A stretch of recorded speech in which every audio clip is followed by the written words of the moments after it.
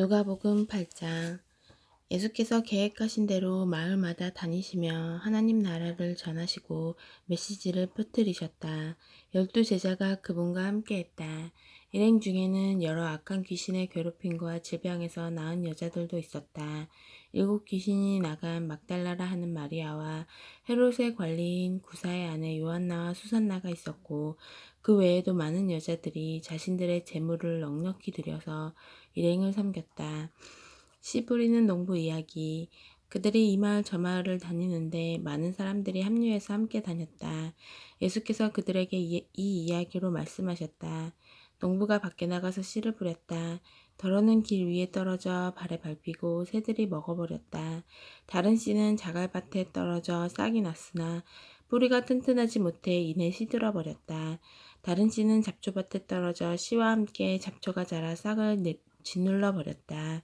다른 씨는 비옥한 땅에 떨어져 풍작을 이루었다. 너희는 듣고 있느냐? 정말로 듣고 있느냐? 제자들이 물었다. 왜 이 이야기를 말씀해 주셨습니까? 예수께서 말씀하셨다. 너희에게는 하나님 나라를 아는 깨달음이 주어졌다. 너희는 하나님 나라가 어떻게 되어 가는지 안다. 다른 사람들에게는 이야기가 필요하다. 그러나 그들 가운데 일부는 이야기를 듣고도 깨닫지 못할 것이다. 그들은 눈을 떴으나 하나도 보지 못하고 귀가 열렸으나 하나도 듣지 못한다. 이 이야기는 그런 사람들 가운데 일부에 관한 것이다. 씨는 하나님의 말씀이다. 길 위에 떨어진 씨는 말씀을 듣자마자 마귀가 그 말씀을 낚아채 가서 믿어 구원을 얻지 못하는 사람이다. 자갈밭에 떨어진 씨는 열성적으로 듣지만 그 열성에 깊이가 없는 사람이다. 그 열성은 또 한 번의 유행일 뿐 어려움이 닥치는 순간에 사라져버린다. 잡초밭에 떨어진 씨는 말씀을 듣지만 세상 사는 일로 내일을 염려하면서 돈 벌고 즐기느냐 씨가 자리 잡지 못해 아무 소득이 없는 사람이다. 그러나 좋은 땅에 떨어진 씨는 무슨 일이 있어도 말씀을 붙잡고 견디면서 추수 때까지 변치 않는 선한 마음을 가진 사람이다. 들은 것을 전하지 않는 인색한 사람. 등불을 켜서 통으로 덮어두거나 침대 밑에 두는 사람은 아무도 없다. 오히려 단 위에 올려두어 방에 들어오는 사람들이 앞을 볼 수 있도록 한다. 우리는 비밀을 감추어 두지 않고 오히려 말할 것이다. 숨기지 않고 오히려 모든 것을 밝히 드러낼 것이다. 그러니 너희는 들은 것을 전하지 않는 인색한 사람이 되지 않도록 조심하여라. 베품은 베품을 낳는다. 인색하면 가난해진다. 예수의 어머니와 형제들이 왔으나 무리 때문에 그분께 가까이 갈 수가 없었다. 그분께 정갈이 왔다. 선생님의 어머니와 형제들이 선생님을 만나려고 밖에 서 있습니다. 예수께서 대답하셨다. 하나님의 말씀을 듣고 행하는 사람이 나의 어머니요 나의 형제다. 순종이 피보다 진하다. 하루는 예수와 제자들이 배에 올랐다. 예수께서 호수를 건너가자고 말씀하셨고 그들은 떠났다. 항해는 순탄했다. 예수께서는 잠이 드셨다. 그런데 갑자기 호수에 사나운 풍랑이 몰아쳤다. 물이 들이쳐서 배가 뒤집힐 지경이었다. 제자들이 예수를 깨웠다. 주님, 주님, 우리가 빠져 죽겠습니다. 예수께서 일어나셔서 바람에게 잠잠하여라 하시고 파도에게 잔잔하여라 명령하셨다. 그러자 호수가 이전처럼 고요해졌다. 예수께서 제자들에게 말씀하셨다. 왜 나를 신뢰하지 못하느냐? 그들은 너무도 두려워서 어찌할 바를 모른 채 겨우 입을 열었다. 도대체 이분은 누구신가? 이분의 명령에 바람과 파도도 복종하다니. 거라사의 귀신 들린 사람. 그들은 배를 타고 갈릴리 바로 맞은편에 있는 거라사 사람들의 지방으로 갔다. 예수께서 무태 내리시자 그 동네 사람 하나가 그분과 마주쳤다. 그는 귀신들에게 피해를 당하며 살았는데 오랫동안 옷도 입지 않고 집을 떠나 묘지에서 살았다. 그가 예수를 보더니 소리를 지르고 그분 앞에 엎드려 고함을 쳤다. 무슨 일로 내게 간섭합니까? 지극히 높으신 하나님의 아들 예수여, 제발 나를 괴롭게 하지 마십시오. 그 사람이 그렇게 한 것은 예수께서 이미 더러운 귀신에게 그 사람한테서 나오라고 명령하셨기 때문이었다. 귀신이 여러 번 그 사람에게 경련을 일으키게 했기 때문에 사람들이 그를 사슬과 족쇄에 채워 늘 감시했지만 귀신 때문에 미칠 때면 그는 그 결박을 끊어버리곤 했다. 예수께서 그에게 물으셨다. 내 이름이 무엇이냐? 패거리입니다. 내 이름은 패거리입니다. 그가 그렇게 말한 것은 그가 많은 귀신들에 들렸기 때문이었다. 귀신들은 자기들을 지옥으로 보내지 말아달라고 예수께 애원했다. 마침 근처 언덕에서 큰 돼지떼가 땅을 파헤치며 먹을 것을 찾고 있었다. 귀신들은 자기들을 돼지들의 속으로 들어가게 해달라고 예수께 애걸했다. 예수께서 그렇게 하라고 말씀하셨다. 그러나 돼지떼의 형편은 그 사람의 형편보다 더 나빠졌다. 돼지들이 미쳐서 벼랑으로 우르르 몰려가더니 호수에 빠져 죽은 것이다. 돼지를 치던 사람들이 혼비백산하여 도망쳐서 시내와 마을에 그 이야기를 전했다. 사람들이 어찌된 일인지 보려고 나왔다.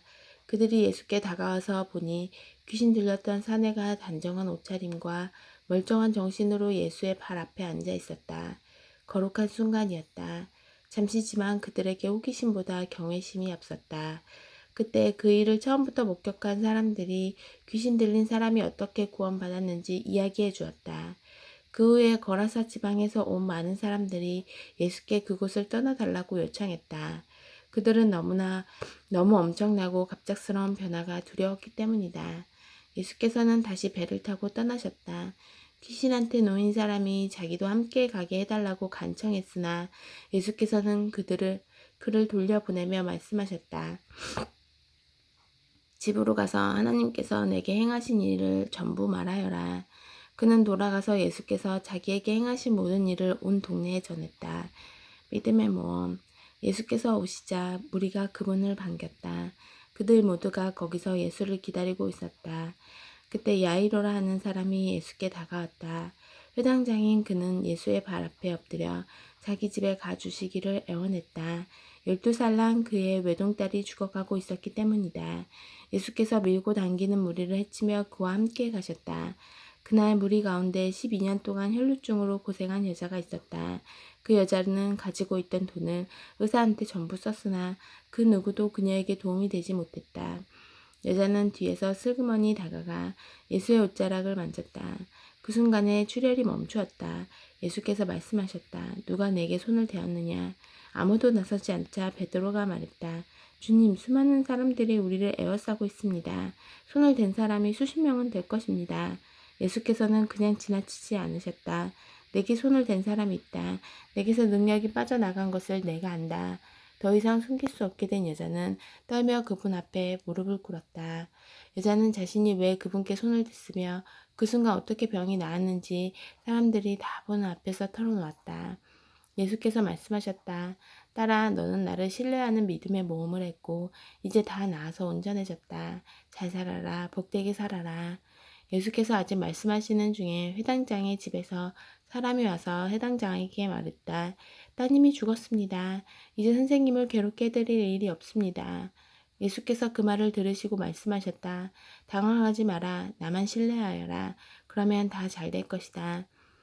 집으로 들어가며 예수께서는 베드로와 요한과 야고보 그리고 아이의 부모 외에는 아무도 들어오지 못하게 하셨다. 사람들이 모두 아이 때문에 울며 불며 슬퍼하고 있었다. 예수께서 말씀하셨다. 울지 마라. 이 아이는 죽은 것이 아니라 자고 있다. 사람들은 아이가 죽은 것을 알고 있었으므로 그분을 비웃었다. 예수께서 아이의 손을 붙잡고 외치셨다. 내 사랑하는 아이야, 일어나라. 아이는 곧바로 일어나서 다시 숨을 쉬었다. 예수께서 아이에게 먹을 것을 주라고 말씀하셨다. 아이의 부모는 기뻐서 어쩔 줄 몰라 했다. 예수께서는 이 일을 알리지 말라고 그들에게 엄히 명하셨다. 이방에서 일어난 일을 아무에게도 말하지 마라. 9장 12제자를 파송하시다. 예수께서 12제자를 부르셔서 그들에게 모든 귀신을 다루고 병을 고치는 권세와 능력을 주셨다. 예수께서 하나님 나라의 소식을 전하고 병자를 고치는 일을 제자들에게 맡기셨다. 예수께서 말씀하셨다. 잔뜩 준비하지 마라. 간소하게 하여라. 너희 자신을 준비하여라. 고급 여관도 안 된다. 적당한 곳을 찾아가 떠날 때까지 그곳으로 만족하여라. 사람들이 너희를 맞아들이지 않거든 그 마을을 떠나거라. 소란을 피울 것 없다. 무시해버리고 너희의 길을 가면 된다. 제자들은 위임을 받고서 길을 나섰다.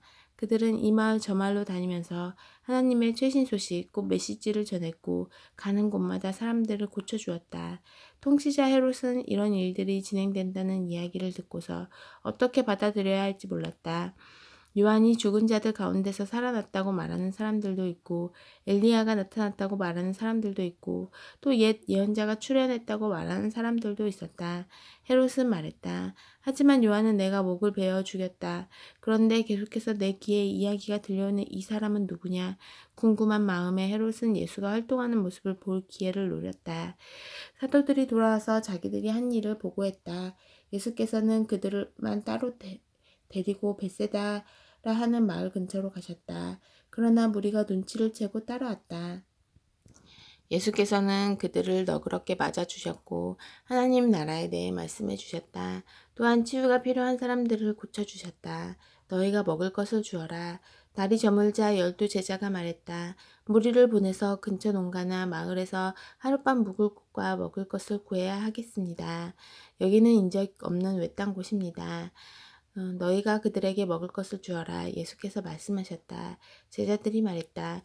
우리에게 있는 것을 다 긁어 모았지만 빵 5개와 물고기 2마리뿐입니다. 저희가 직접 읍내에 가서 모두가 먹을 만큼 음식을 사오지 않는 한 그것이 전부입니다. 모인 사람의 수가 5,000명이 넘었다. 예수께서 곧바로 제자들에게 말씀하셨다. 사람들을 50여 명씩 무리지어 앉게 하여라. 제자들은 말씀대로 했고 곧 모두가 자리에 앉았다. 예수께서 빵 5개와 물고기 2마리를 손에 들고 하늘을 우러러 감사 기도를 드리고 축복하신 다음 빵과 물고기를 떼어 제자들에게 주시며 사람들에게 나눠주게 하셨다. 사람들이 모두 배불리 먹고 나서 남은 것을 거두니 12바구니가 되었다. 주님은 메시아이십니다.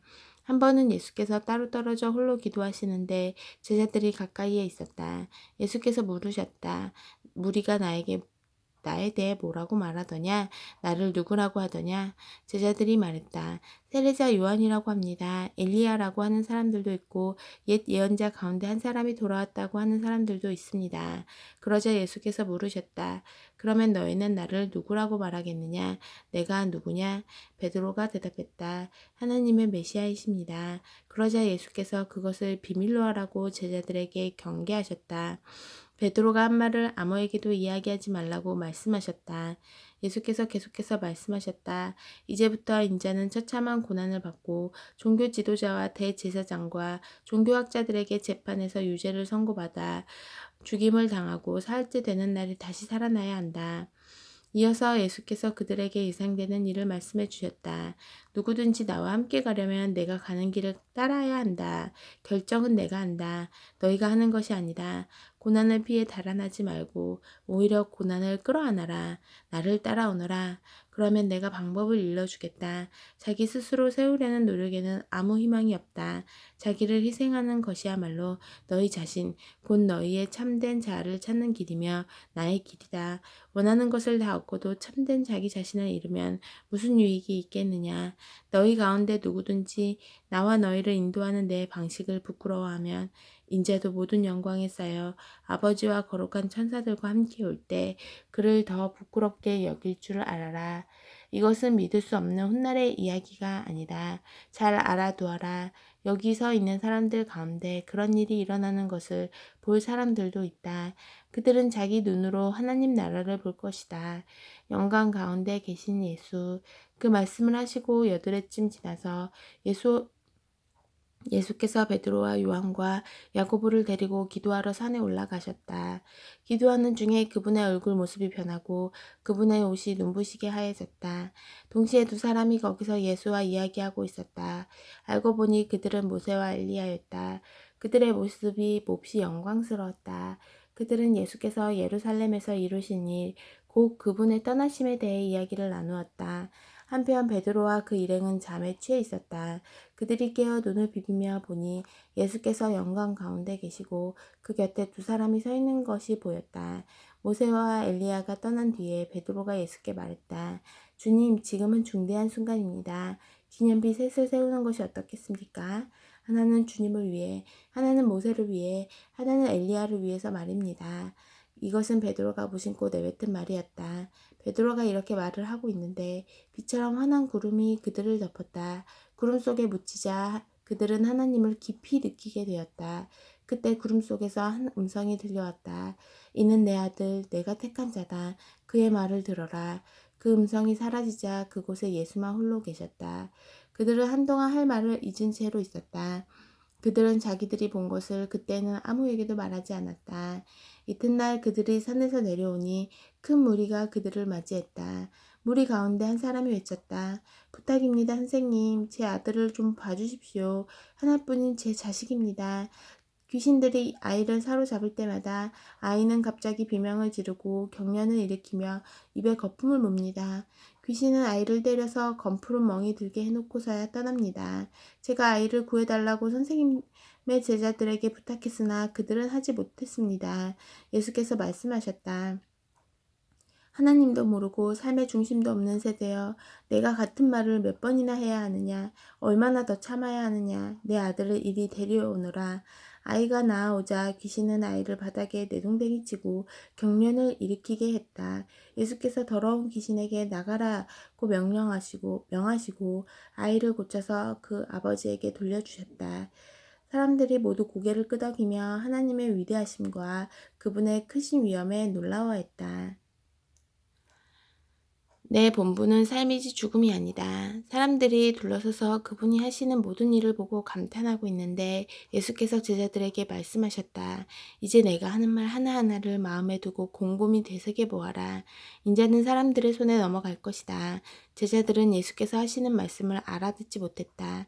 마치 예수께서 외국어로 말씀하셔서 그들이 전혀 감을 잡지 못하는 것 같았다. 당황한 그들은 그 말씀이 무슨 뜻인지 예수께 묻지도 못했다. 제자들은 그들 가운데 누가 가장 유명해질지 말다툼을 벌이기 시작했다. 예수께서 그것이 그들에게 아주 중요한 문제인 것을 아시고 어린아이 하나를 곁으로 데려와 말씀하셨다. 누구든지 이 아이를 나로 여기고 받아들이는 사람은 곧 나를 받아들이는 것이다.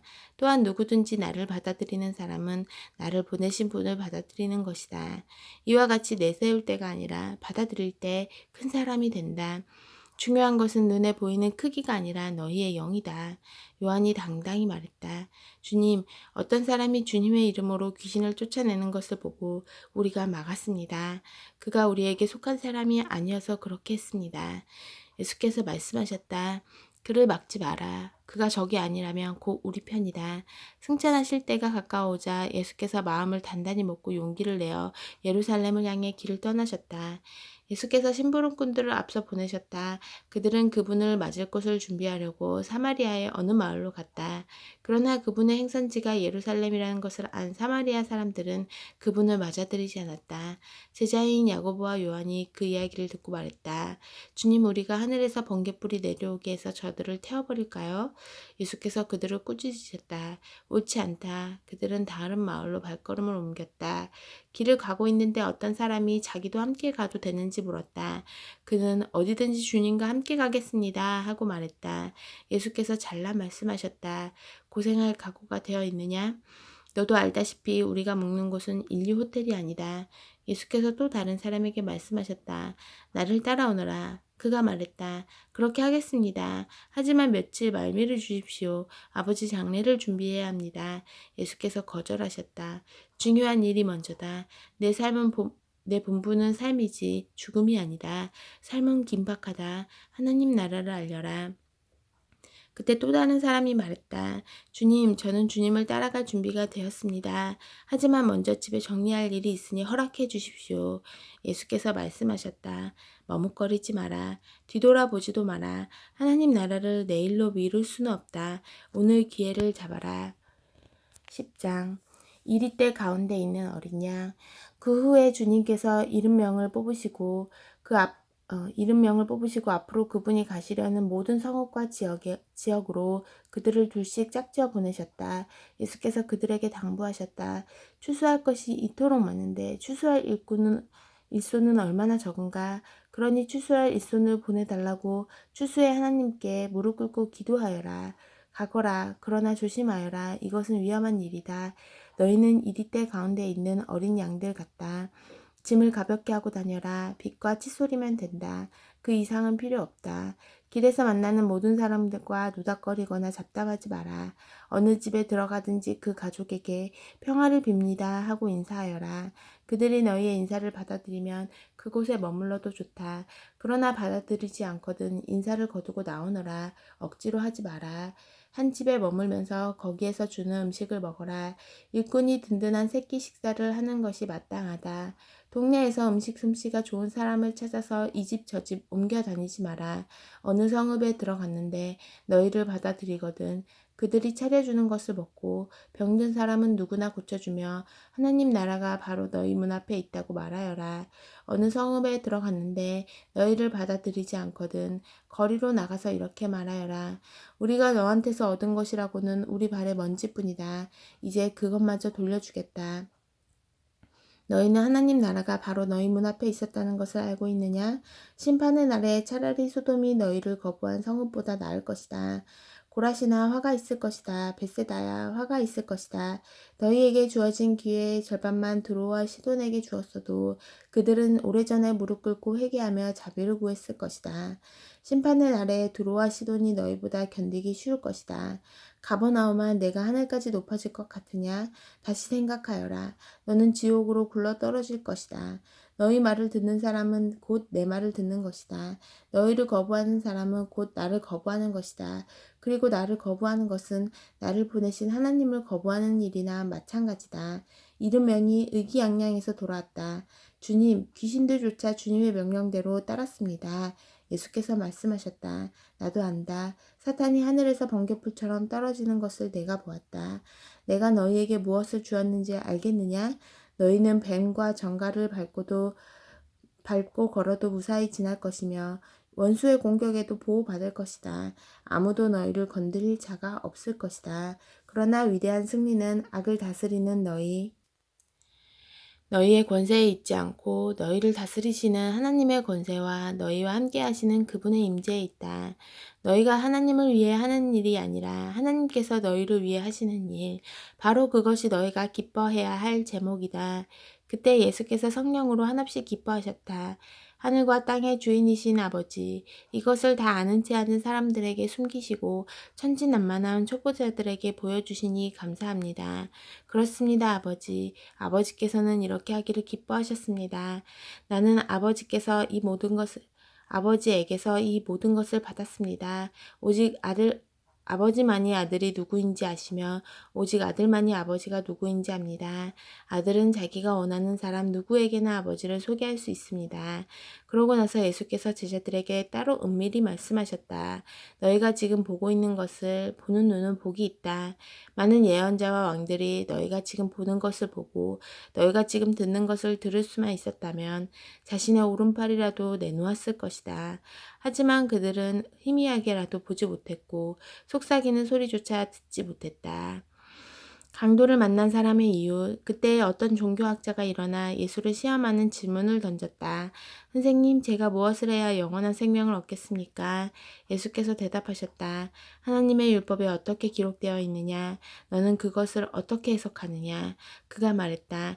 내 열정과 간구와 힘과 지성을 다해 주 너의 하나님을 사랑하라 하였고 또 내 자신을 사랑하는 것 같이 내 이웃을 사랑하라 하였습니다. 잘 대답하였다. 예수께서 말씀하셨다. 그것을 행하여라. 그러면 내가 살 것이다. 그는 빠져나갈 길을 찾으면서 물었다. 그러면 선생님은 이웃을 어떻게 정의하겠습니까? 예수께서 그 대답으로 이야기 하나를 들려주셨다. 어떤 사람이 예루살렘에서 여리고로 가고 있는데 도중에 강도들의 습격을 받았다. 강도들은 그의 옷을 빼앗고 때려 거의 죽게 해놓고는 버려두고 가버렸다. 다행히 제사장이 같은 길로 내려가고 있었다. 그러나 그는 다친 사람을 보고는 방향을 바꾸어 다른 쪽으로 비켜갔다. 이어서 경건한 레위 사람이 나타났다. 그 역시 부상당한 사람을 피해갔다. 길을 가던 어떤 사마리아 사람이 그에게 다가왔다. 사마리아 사람은 그 사람의 처지를 보고는 가엾은 마음이 들었다. 그는 상처를 소독하고 붕대를 감아 응급 조치를 한 뒤에 그를 자기 나귀에 태워 여관으로 데려가 편히 쉬게 해주었다. 아침에 그는 은하 2개를 꺼내 여관 주인에게 주면서 말했다. 이 사람을 잘 돌보아 주십시오. 비용이 더 들면 내 앞으로 계산해 두십시오. 내가 돌아오는 길에 갚겠습니다. 내 생각은 어떠냐? 세 사람 가운데 누가 강도 만난 사람의 이웃이 되었겠느냐? 종교학자가 대답했다. 친절을 베푼 사람입니다. 예수께서 말씀하셨다. 너도 가서 똑같이 하여라. 마르다와 마리아. 계속해서 길을 가다가 예수께서 한 마을에 들어가셨다. 마르다라는 여자가 그분을 맞아 편히 쉬도록 모셨다. 그녀에게 마리아라는 동생이 있었는데 마리아는 주님 앞에 앉아 그분의 말씀을 경청하고 있었다. 그러나 마르다는 해야 할 온갖 부엌 일로 마음이 분주했다. 얼마 후에 마르다가 그들의 이야기를 끊고 끼어들었다. 주님, 제 동생이 부엌 일을 저한테만 떠넘기고 있는데 그냥 두십니까? 저를 좀 거들어 주라고 동생에게 말씀해 주십시오. 주님께서 말씀하셨다. 마르다야, 사랑하는 마르다야. 내가 지나치게 염려하여 아무것도 아닌 일로 흥분하고 있구나. 마리아는 가장 중요한 한 가지 일을 택했다. 그러니 마리아는 그것을 빼앗기지 않을 것이다. 아멘.